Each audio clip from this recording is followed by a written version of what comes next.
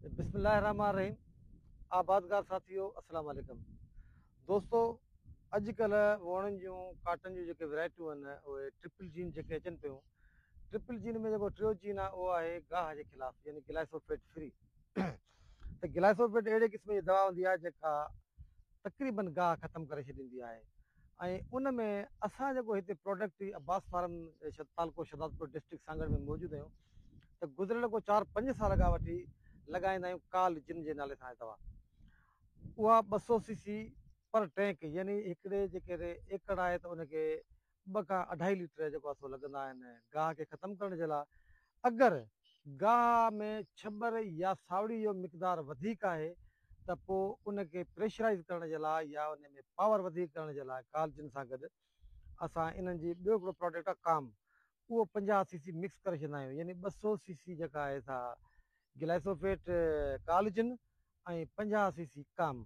त उन खां पोइ हीअ तव्हांखे ॾेखारियूं पिया त जेका रिज़ल्ट आई आहे त हीअ ॾिसो न, गाह खे हीअं ख़तमु करे ॾियो, हीअ सावड़ी आहे ऐं हिते फ़क़ति जेका आहे सा लॻल आहे छा चवंदा आहिनि ग्लाइसोफेट लॻल आहे कालजिन।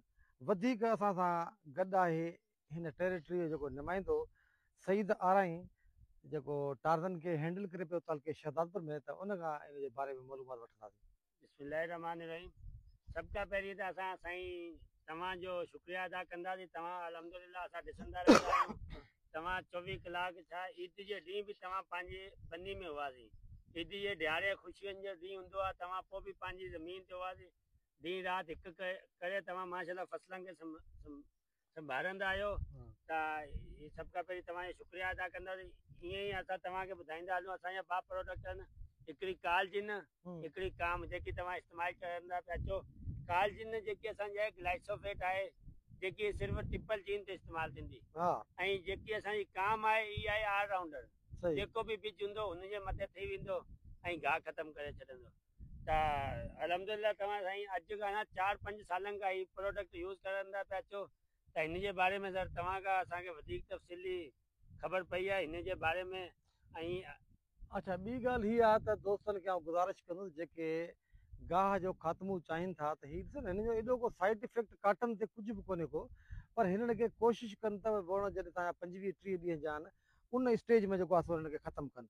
ऐं ॿी जेका मेन ॻाल्हि आहे त किथे जेकॾहिं तव्हांखे साओ गाह हीअ सुपो हिते नज़र अचे पियो, हीअ टेक्निकल फॉल्ट हारी जो आहे, हीअ सड़े पियो कलूरो आहे पंहिंजी जॻह ते। पर जॾहिं हिन में नोज़ल होलो कोई यूज़ न कंदा ऐं आम जेका जेट फेन नोज़ल यूज़ कंदा त पोइ उन में जेको आहे विथियूं रहिजी वेंदियूं आहिनि ऐं गाह बची वेंदो आहे। उन करे आउं आबादगारनि खे इहा गुज़ारिश कंदुसि त जॾहिं ग्लाइसोफेट जो इस्तेमालु कयो त कोशिशि इहा कयो त उन में होलो कोई नोज़ल यूज़ थिए। नंबर ॿी ॻाल्हि हीअ आहे त हिनखे झक जेका घणी हुजे उन में न यूज़ कजे। ॿ तरीक़ा हिन जा आहिनि, या तव्हां पाणी ॾेई हिकिड़ो ॾींहुं छॾे ॿिए ॾींहुं गप में हणी सघो था, न त तव्हां सुक में हणी वरी 1-2 ॾींहं छॾे पियो पाणी ॾेई सघो था। ॿिन्ही तरीक़नि सां जेको आहे सो हीअ गाह खे ख़तमु करे छॾींदी। थैंक यू सर, महिरबानी।